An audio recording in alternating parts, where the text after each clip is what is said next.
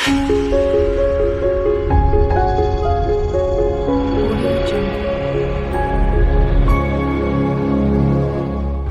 മാറ്റി ചെയ്യാനും തിരിച്ചു ചെയ്യാനും വേറെ കൊടുക്കാനും ഒക്കെ ആയിട്ടാണ് തെരഞ്ഞെടുപ്പ് നടത്തുന്നത്.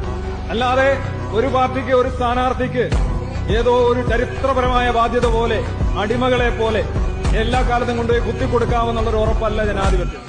അത് അടിമത്വമാണ്.